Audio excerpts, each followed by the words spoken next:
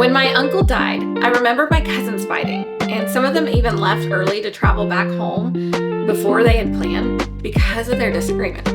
They were upset about what was stated in the will and wanted to change it. But they shouldn't have been mad at each other. Their dad was the one who created that will and had made the decisions that they were upset about. The fact is that when someone wills something, you can't come behind and change it. You don't have the authority to revise what they have already declared. No matter how much you want to, no matter how upset you may be, or how unfair you think it is, no matter how much you think you are right, you don't have the authority to make those changes. Have you ever experienced something like this with your family? Can you imagine somebody that is trying to come and exercise authority that doesn't actually belong to them? Someone trying to change something that they actually have no right to do.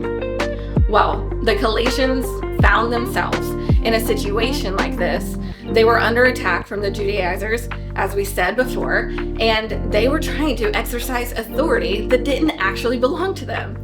The Judaizers thought that they had the authority to tell the Gentiles how to live and how to receive this promise that God had given to all people by trying to rewrite what God had already willed and already given through Jesus.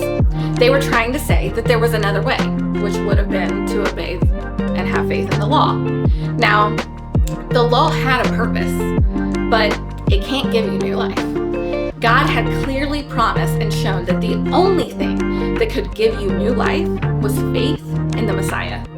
God's will and way to fulfill that law was through Jesus Christ and Christ alone. All anyone needed to do to receive the promise of this new life was put their faith in Christ. The Father had the only authority and ultimate authority when it came to this. Paul wanted to make sure that they understood that Jesus was the one and only way, no matter what anybody else said. Have you been maybe trying to make your own way to a new life? My challenge to you today, if so, would be to stop.